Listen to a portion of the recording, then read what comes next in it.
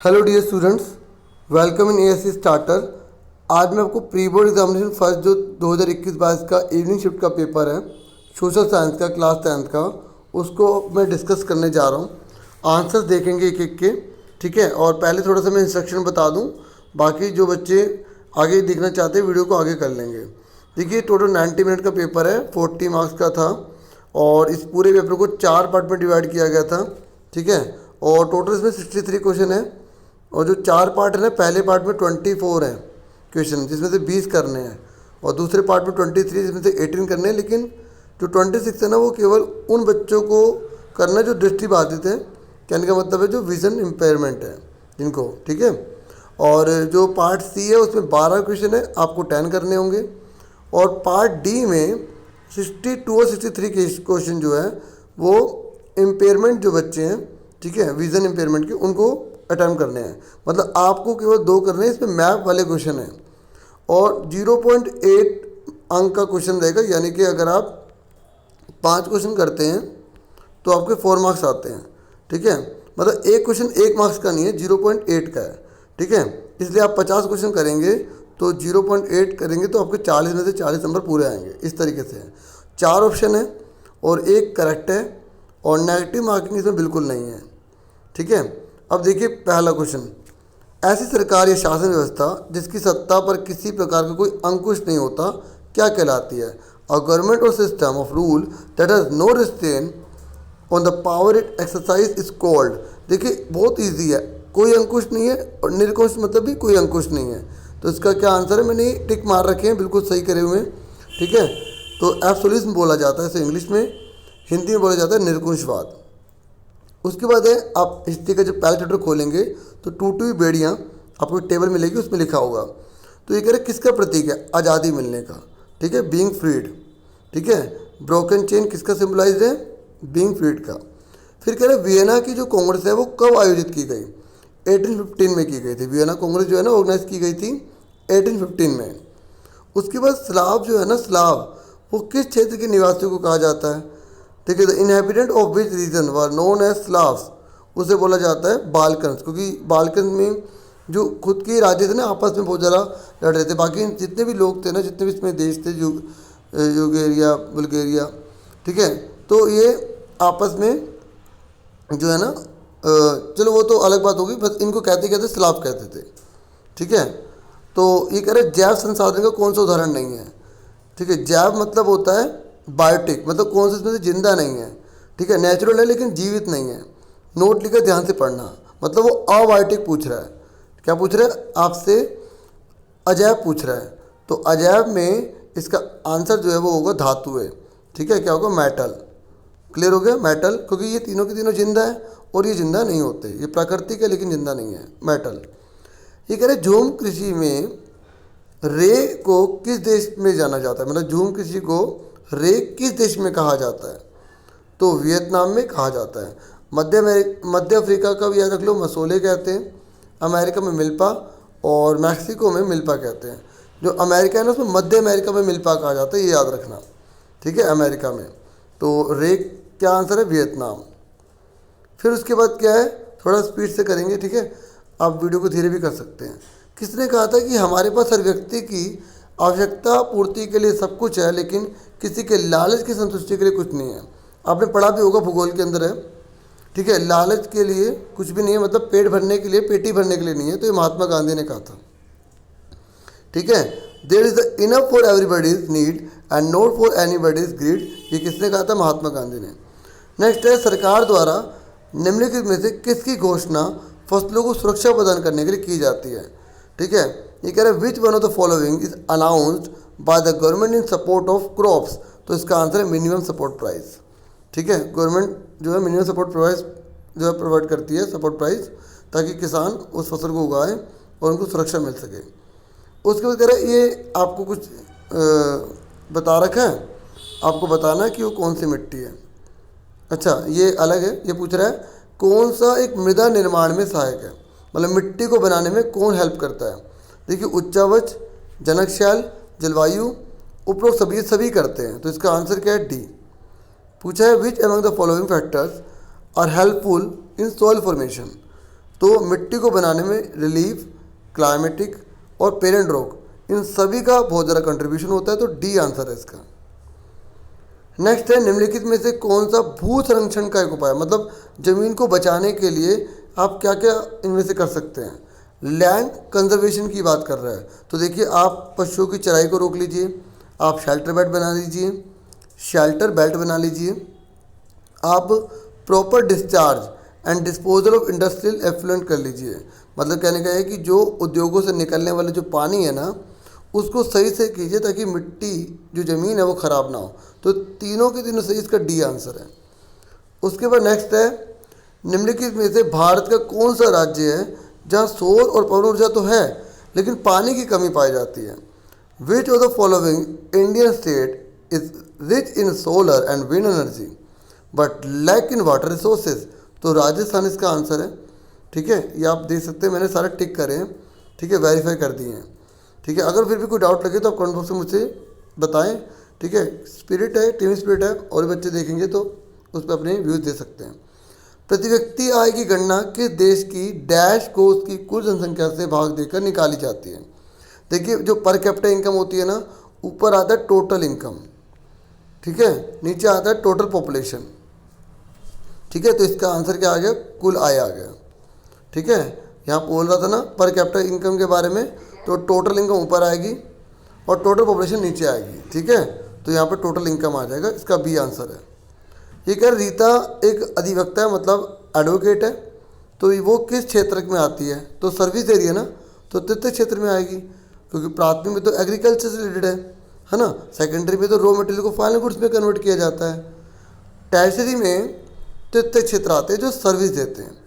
अब जो सेकेंडरी है ना, जैसे मैंने बोला रो को फाइनल गुड्स में बदलना, नीचे वही लिखा है कि जहाँ प्राकृतिक संसाधनों का प्रयोग करके वस्तु को उत्पादन किया जाता है वो क्या कहलाता है, तो उसको हम बोलते हैं secondary sector. A sector in which goods are produced by exploiting nature resources या natural resources is known as secondary sector. उसके बाद इसमें बहुत बच्चों को बहुत सी कन्फ्यूजन हो सकती है कि कौन सी कंट्री को हम मोस्ट इक्विटेबल डिस्ट्रीब्यूशन इनकम का एग्जांपल दें। देखिए, जब ऐसा कोई क्वेश्चन आता है, अब देखिए इसमें तो बहुत गैप है, ये हो नहीं सकता, ये भी नहीं हो सकता। अब आप कहेंगे ये भी 90 का हाफ 45 है और ऐसे 30 का हाफ 15, तो कौन सा सही होगा। ऐसे में आप पर कैपिटा इनकम निकालिए, चारों को जोड़ के 4 से डिवाइड कर दीजिए। तो मैंने ये करा है, देखिए ये आया और ये आया। ठीक है, तो आप देखिए कि पर कैपिटा इनकम की को ज़्यादा पास में है, तो 15 ज़्यादा पास में है, लेकिन 45 बहुत दूर है, तो इसलिए कंट्री 1 बेस्ट मानी जाएगी। ठीक है, समझ में आ गया। उसके बाद नेक्स्ट है, श्रीलंका कब स्वतंत्र हुआ, 1948 में हुआ था। उसके बाद कह रहा है यूरोपीय संघ का मुख्यालय कहाँ स्थित है, कह रहा है where is the headquarter of European Union located, तो ये ब्रुसेल्स में है। फिर कह रहा है बेल्जियम में कौन सी भाषा प्रमुख रूप से बोली जाती है, which language is prominently spoken in Belgium, तो डच बोली जाती है क्योंकि 59% है, जो फ्रेंच है ना 40% है। ठीक है, ये आप याद रखेंगे। ओके, तो इसका आंसर डच है। अब ये कह रहे हैं कि 7 आकर संघ बनाने का उदाहरण, देखो 2 प्रकार के फेडरल सिस्टम होते हैं। ठीक है, एक होता है 7 आकर, एक 7 लेकर, कमिंग टुगेदर, होल्डिंग टुगेदर। तो ये सारे के सारे जो देश है ना, ये कमिंग टुगेदर के हैं। किसके हैं, कमिंग टुगेदर के हैं। ठीक है, इसका डी आंसर है। भारत जो है ना वो होल्डिंग टुगेदर का है। ठीक है, इसका आंसर क्या है, डी। अब वो बोल रहा है भारत में राज्य सूची के विषयों पर कानून बनाने का अधिकार किसके पास है। देखिए 3 प्रकार की लिस्ट होती है, कंकरेंट लिस्ट, ठीक है, सेंट्रल लिस्ट और स्टेट लिस्ट। तो जो स्टेट लिस्ट है उसका अधिकार राज्य का होता है। ठीक है, जो राज्य सूची है ना उसका अधिकार राज्य सरकार के पास होता है। जो स्टेट है ना उसका अधिकार किसके पास होता है, स्टेट गवर्नमेंट के पास। सेंट्रल के पास जो होता है वो अंग सूची होती है ना उससे। तो यहाँ पर जो इसने बोला ना स्टेट, तो इसका आंसर क्या होगा, स्टेट गवर्नमेंट। उसके बाद कह रहा है कि कौन सी सत्ता में साझेदारी का क्षैतिज वितरण का एक उदाहरण है। देखिए क्षैतिज में ना पावर जो होती है ना किसी की हम ज़्यादा ना किसी कम कह सकते हैं, हॉरिजॉन्टल बोला जाता है इसे। तो इसमें विधायिका, कार्यपालिका, न्यायपालिका आती है, यानी कि लेजिस्लेचर, एग्जीक्यूटिव और जुडिशरी आती है। तो इसने बोला कौन सी नहीं आती, तो इसमें संघवाद आ जाएगा फेडरलिज्म में, क्योंकि इसमें दो या दो से ज़्यादा लेवल पर गवर्नमेंट होती है, जैसे सेंट्रल गवर्नमेंट हो गई, स्टेट गवर्नमेंट हो गई, ठीक है, लोकल गवर्नमेंट हो गई, वो फेडरल सिस्टम में आती हैं। तो इसने बोला कौन सा हॉरिजॉन्टल में नहीं है, तो इसका सी आंसर है, ठीक है। उसके बाद कह रहे हैं जो 73 और 74 जो संशोधन हुआ था ना, वो कानून है वो कब पारित हुआ था। देखिए जो 73 है ना वो विलेज से रिलेटेड है, गाँव से रिलेटेड है, और जो 74 है ना वो अर्बन यानी कि शहरों से रिलेटेड है, और ये 1992 में हुआ था, ठीक है। फिर कह रहे श्रीलंका में तमिलों की आबादी कितने परसेंट है, तो देखिए मैं आपको बता दूं 18% है, जिसमें से 13% जो है वो श्रीलंका के ही तमिल हैं, ठीक है, श्रीलंकन तमिल हैं, ठीक है, 18 आंसर है इसका। अब वो कह रहा है कि इनमें से कौन सा जो मैच है ना गलत है, ठीक है, क्वेश्चन ध्यान से पढ़ना, गलत बोल रहा है, कौन सा इनकरेक्ट है। तो देखिए जो ट्रेड है ना, ट्रेड ये आता है स्टेट में, स्टेट लिस्ट में आता है, जबकि यहाँ पर इन्हें समर्थी में लिख दिया व्यापार को, ठीक है, तो ये गलत है। समझ में आ गया, इसका सी आंसर है। उसके बाद बोल रहे हैं पिक्चर बताइए, ये पिक्चर जो है देखो ऊपर हिंट भी है, जर्मन साम्राज्य, ठीक है, तो जर्मेनिया इसका आंसर है। मॉर्निंग शिफ्ट का भी पेपर मैंने बनाया है सॉल्यूशन के साथ, अब वो भी देख सकते हैं, और उसका डिस्क्रिप्शन भी देख लेना जरूर मॉर्निंग शिफ्ट वाले का, ठीक है। और उनमें आया था मारियान का, तुम्हारे में आया है जर्मेनिया का, ठीक है। बाकी और बच्चे देख रहे तो उनके लिए भी हेल्पफुल रहेगी वीडियो। अभी कह रहे प्रशा के उस राजा का नाम बताइए जिसने वर्साय में हुए समारोह में स्वयं को जर्मनी का सम्राट घोषित कर दिया, ठीक है, आपको प्रशा का बताना। तो देखिए इसका आंसर विलियम फर्स्ट है, इन्होंने जनवरी 1871 में ऐसा किया था, ठीक है। इसने बोला identify the name of Prussian king who proclaimed himself as a German emperor in a ceremony held at Versailles.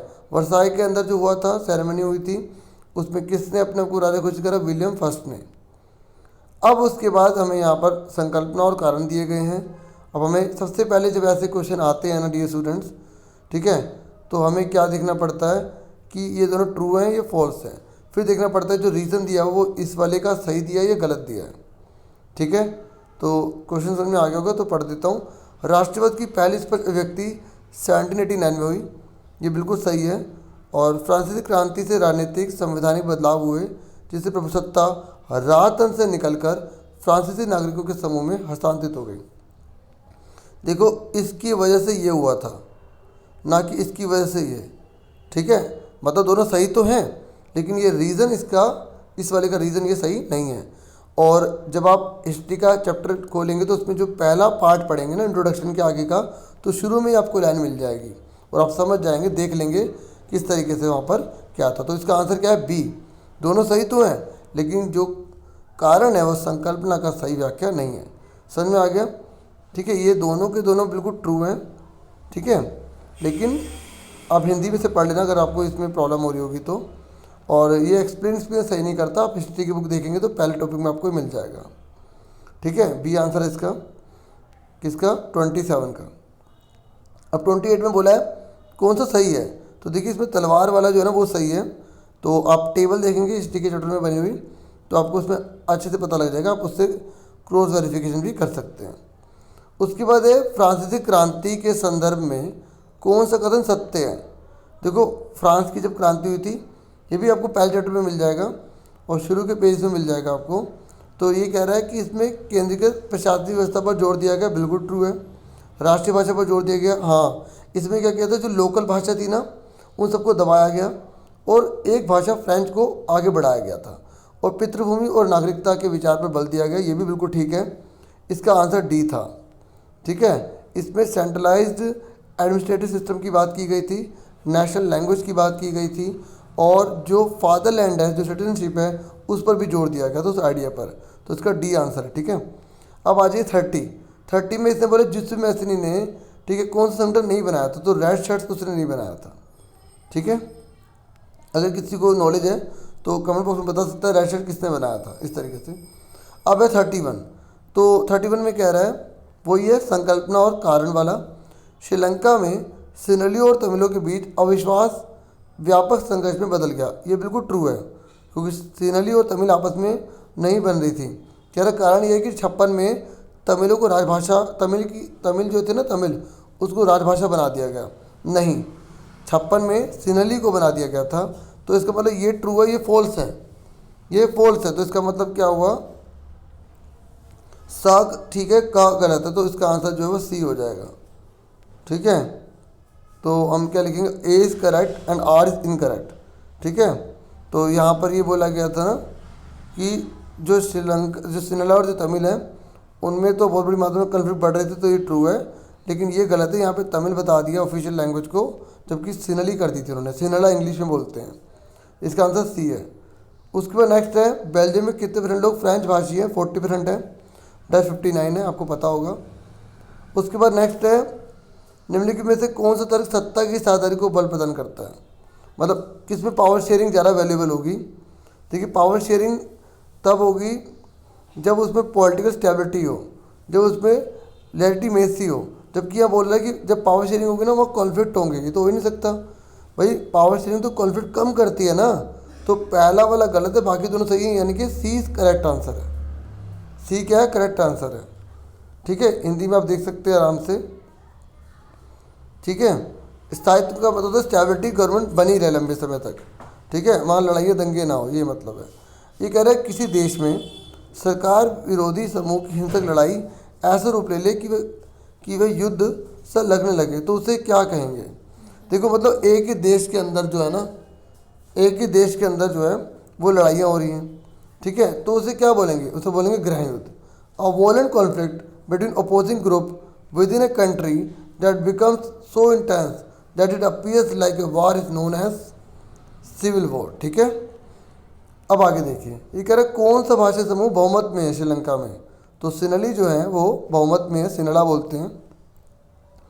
ठीक है, निम्नलिखित में से कौन सा प्रांत केंद्र शासित प्रदेश का एक उदाहरण है। ठीक है, तो देखो, केंद्र शासित मतलब यूनियन टेरिटरीज, मतलब जो स्टेट नहीं है। आप भारत के नागरिक हैं, आपको पता होना चाहिए इनमें से कौन सा जो है वो यूनियन टेरिटरीज है। ठीक है, और वो है लद्दाख। ठीक है, बाकी आप पढ़ाई करें, अच्छे से करें। ठीक है, खूब मेहनत करें, आप भविष्य में बहुत सफल होंगे, आप पढ़ें अच्छे से। ठीक है, चैप्टर अच्छे से पढ़ें, मतलब सबसे पहले ऑप्शन की तरफ मत जा कीजिए। चैप्टर पढ़ने के बाद ऐसे जितने भी वीडियोस होती हैं देखा करें। ठीक है, अगर आप बाद में देख रहे हैं, बाकी पेपर मैच करने वाले तो देखेंगे ही, है ना। वे संसाधन जिनकी प्राप्ति जीवमंडल से होती है। देखो, जीवमंडल से हमें जो है ना दो चीज़ें मिलती हैं, एक जैव और एक अजैव, मतलब बायोटिक अबायोटिक। बायोटिक जो तो जिंदा होते हैं, अबायोटिक जिंदा नहीं होते लेकिन प्राकृतिक होते हैं, जैसे रॉक हो गई, ठीक है, माउंटेन हो गए, रिवर, वाटर, इस तरीके से। तो ये कह रहा है इनमें से कौन जीवित होता है, तो बायोटिक जीवित होते हैं। इसका आंसर क्या है, ए। ये कह रहे मिट्टी की पहचान कीजिए, ये कौन सी मिट्टी है। देखिए, मिट्टी किसका नाम होता है और कौन सी मिट्टी से कपास उगाया जाता है, तो इसका आंसर है काली मिट्टी। ठीक है, तो ये कह रहा है कि रेगर सोइल किसको कहा जाता है, कौन सी मिट्टी पे कॉटन होता है, तो ब्लैक सोइल। ये कह रहा है स्मॉल इज़ ब्यूटीफुल, ये बुक किसने लिखी है, ये लिखी है शुमेसर ने। ठीक है, स्मॉल इज़ ब्यूटीफुल किसने लिखी, शुमेसर ने लिखी है। फिर कह रहा है कि जो लोहा है इसका ना, वो कौन सा संसाधन है, अनवीकरणीय, नॉन रिन्यूएबल है। क्या है, नॉन रिन्यूएबल। उसके बाद है 41, ये कह रहा है निम्नलिखित में से कौन सा भू निम्नीकरण का एक कारण है। मतलब ज़मीन जो है ना वो अपने नेचुरल या पावरफुल नहीं रह पाती, ज़मीन की ताकत जो है वो कम हो जाती है। तो किसकी वजह से होती है, ओवरग्रेजिंग, माइनिंग, डिफोरेस्टेशन, ये सभी। तो इसका ऑल ऑफ द एबव है, ये सभी के सभी कारण हैं जिससे ज़मीन अपने नेचुरल एनवायरनमेंट में नहीं रह पाती। ठीक है, ज़मीन की ताकत जो है वो कम हो जाती है। ठीक है, अब उसके बाद नेक्स्ट बोल रहा है 42, ये कह रहा है कौन सा रोपण कृषि के बारे में सही है। देखिए, रोपण कृषि वो होती है जिसकी रुपाई की जाती है, जैसे गन्ना हो गया, तो इसके लिए बहुत बड़ा एरिया चाहिए होता है, बहुत ज़्यादा पैसा चाहिए होता है। ये तीनों बातें सही हैं कि जो रोपण कृषि होती है वो व्यापक क्षेत्र में की जाती है, पूंजी की आवश्यकता होती है और कच्चे माल के रूप में यूज़ होती है, तो इसका डी आंसर है। ठीक है, इंग्लिश में आप देख सकते हैं, it is done over a wide area, बहुत बड़े एरिया में होती है, हाई कैपिटल में चाहिए होती है। रॉ मटेरियल जो होता है, ठीक है, इसमें यूज़ किया जाता है। ठीक है, इसका यूज़ रॉ मटेरियल के रूप में होता है, जैसे गन्ना है, गन्ने से चीनी बना सकते हैं, तो all of the D answer है इसका। उसके बाद कह रहा है यहाँ पर वही है संकल्पना और कारण वाला। ठीक है, तो इंग्लिश में असर्शन और रीजन वाला। तो ये कह रहे उच्च आय वाले देश अधिक विकसित होता है, जो बहुत ज़्यादा पैसा होता है जिनके पास वो डेवलप्ड होते हैं, बिल्कुल ठीक है। ये कह रहा है अधिक आय का अर्थ है मानव की आवश्यकताओं को पूरा करने के लिए वस्तुओं की अधिकता। ये कह रहा है अधिक आय का अर्थ है मानव की आवश्यकताओं को पूरा करने के लिए वस्तुओं की अधिकता। मतलब देखो, अगर आप इनकम आपकी ज़्यादा होगी तो आप चीज़ों की ज़्यादा डिमांड करेंगे, लेकिन दोनों सही तो हैं, लेकिन रीज़न सही नहीं है। तो इसका आंसर जो है बी हो जाएगा। ठीक है, इसका आंसर क्या हो जाएगा? बी। ठीक है डियर स्टूडेंट्स, बी हो जाएगा। आप इंग्लिश में आराम से यहाँ देख सकते हैं। ठीक है, countries with higher income are more developed. ये कहते हैं जो कंट्रीज़ हैं जिनकी हायर इनकम होती है, ज़्यादा डेवलप्ड होती हैं। और more income means more of all things that human being needs. मतलब अगर ज़्यादा इनकम होगी तो उससे ज़्यादा चीज़ें चाहिए होंगी। दोनों सही है लेकिन रीज़न सही नहीं है। मतलब ठीक है, बी आंसर हो जाएगा। 44 में, अच्छा हमें 44 में क्या बोला गया? 44 में बोला है कि आपको पढ़ना है, फिर आपको सही विकल्प बताना है। कह रहा है अलग अलग व्यक्तियों के विकास के लक्ष्य अलग अलग हो सकते हैं। बिल्कुल सही, अलग अलग जो व्यक्ति होते हैं ना, उनके विकास के लक्ष्य अलग अलग होते हैं। ठीक है, जैसे आपके विकास का लक्ष्य कुछ और हो सकता है, मेरा कुछ और हो सकता है। एक के लिए जो विकास है वो दूसरे के लिए नहीं हो सकता। बिल्कुल सही, एक के लिए जो विकास है वो दूसरे के लिए जरूरी नहीं है। जैसे एक जगह बांध बनाया जा रहा है तो आस पड़ोस के लोगों को या शहरों को बिजली मिलेगी, लेकिन जहाँ बांध बनाया जा रहा है वहाँ से लोग बेघर हो जाएंगे, तो उनके लिए विकास नहीं है ना। तो ये भी सही है। अगर सभी व्यक्तियों के लिए विकास के लक्ष्य समान होते हैं, ये नहीं हो सकता, सबके अलग अलग होते हैं। तो इसलिए पहला दूसरा सही है, तो हम बी इसका आंसर है। ठीक है, तो इसका आंसर क्या आएगा? बी। आप इंग्लिश में पढ़ सकते हैं कि different person can have different development goals.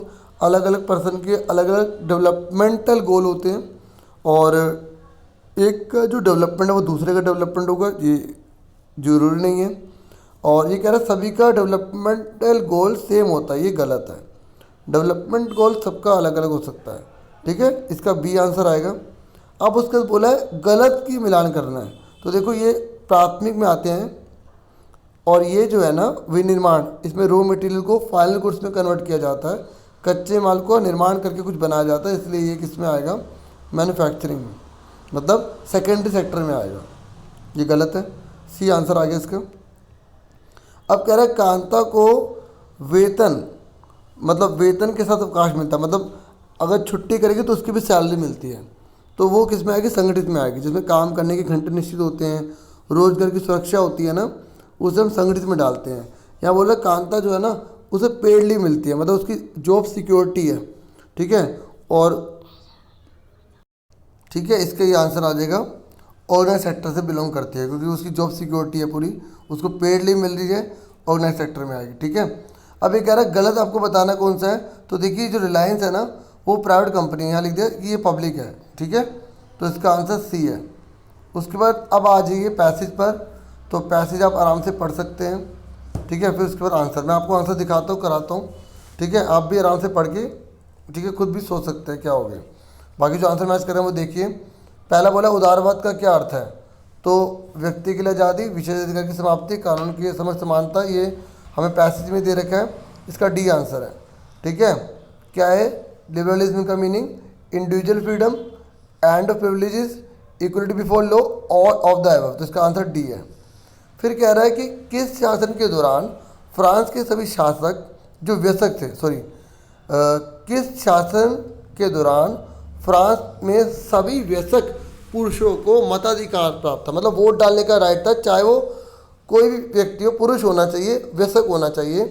तो जैकोबिन ने दिया था, नहीं तो नेपोलियन तो छीन ही लिया था, क्योंकि वो केवल उन्हीं को देते टैक्सेस वगैरह भरेंगे, ऐसे था।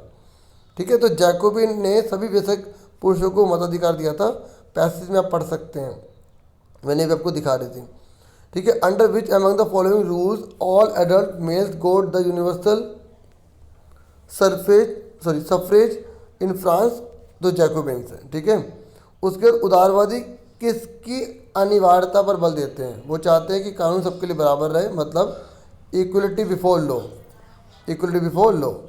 फिर कह रहे हैं सीमित मताधिकार की वापसी कब हुई? देखो नेपोलियन दोबारा से ले आया था।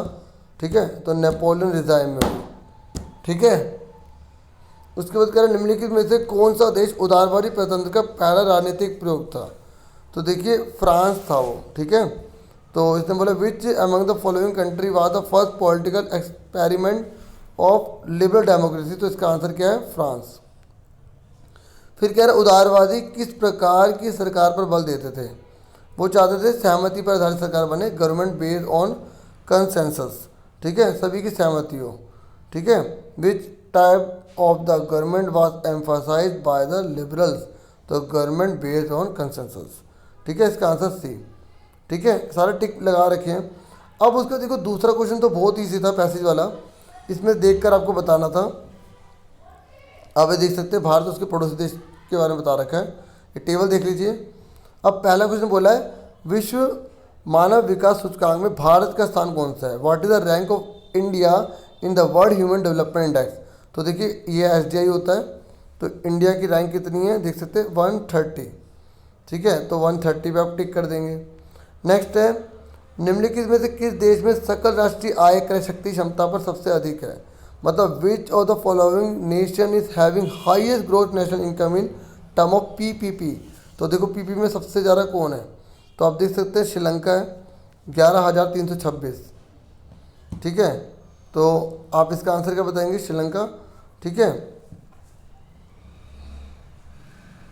ये रहा। उसके बाद नेक्स्ट पूछा गया था कि विच of the following nation is having highest life expectancy, मतलब कौन किस देश में पैदा तो ज़्यादा जीता है? तो लाइफ एक्सपेक्टेंसी के मामले में भी श्रीलंका ही आगे। आंसर मैंने कर रखा फिर भी दिखा रहा हूँ ऐसे में ताकि आपको पता लगे, ऐसे देखे जाते हैं, ठीक है। तो उसके बाद बोल रहा है निम्नलिखित में से किस देश में सकल राष्ट्रीय आय क्रय शक्ति क्षमता पर सबसे कम है? सबसे कम किस में है? National income in term of PPP में सबसे कम कौन है? तो PPP में सबसे कम कौन सा आप देख सकते हैं, यहाँ पर नेपाल है, ठीक है, तो नेपाल सबसे कम है, तो ये आंसर इसका नेपाल आ गया। उसके बाद बोला है कि विद्यालय औसत आयु सबसे ज़्यादा किस में है? ठीक है, तो which of the following nation is the having the highest mean year of schooling? Highest mean year of schooling, तो ये लिखा mean year of schooling the people age 25 and above, तो 10.9 किस में आ रहा है? श्रीलंका में, ठीक है, तो श्रीलंका, इसका भी श्रीलंका है, ठीक है। उसके बाद लास्ट इसमें पूछा गया, अभी क्वेश्चन तो और भी हैं लेकिन इसमें जो लास्ट पूछा गया कि किस देश में जन्म के समय संभावित आयु सबसे कम है? मतलब बहुत ज़्यादा मर जाते हैं जल्दी पैदा होके, तो किस में है? तो हम देख सकते हैं सबसे कम पूछ रहे हैं, तो ये पाकिस्तान में 66.6, ठीक है, तो इसका पाकिस्तान आंसर आ गया। उसके बाद देखिए आपका ये मैप, तो मैप मानचित्र A में बोला है तो टिहरी है, ठीक है, अभी दिखा देता हूँ। और दूसरा जो है महाराष्ट्र का कपास है, ठीक है, आपको दिखा देता हूँ। और ये डिस्ट्रिक्ट वाले बच्चों के लिए था, जो विजुअल ये इम्पेयर्ड बच्चे हैं ना उनके लिए था, ठीक है, जो उनका टिहरी पूछा गया था कि भाई उत्तराखंड राज्य में कौन सा, तो टिहरी। और जो कौन सी खाद्यान्न फसल ली है, मतलब इनमें से कौन सी जो है ना खाते नहीं है, तो रबड़ को खाते नहीं है, ठीक है। तो ये देखिए मैप में ये मैंने लिख दिया उत्तराखंड में टिहरी, और ये महाराष्ट्र के अंदर पूछा था ना कपास वाला राज्य कौन सा है, तो महाराष्ट्र, ठीक है। तो इस तरीके से पूरी मैंने वीडियो बना दी, हालांकि मैंने अभी पहले भी बनाई थी लेकिन उसमें आवाज़ पूरी बंद थी तो दोबारा से बनानी पड़ी है, ठीक है, इसलिए काफ़ी वीडियो लेट हो गई, ठीक है। आपसे फिर मिलेंगे नेक्स्ट वीडियो में, अपना पूरा ध्यान रखना। और वीडियो आप अच्छी लगे तो लाइक कर सकते हैं, सब्सक्राइब कर सकते हैं चैनल को। Thank you for watching and listening carefully. Take care yourself dear students.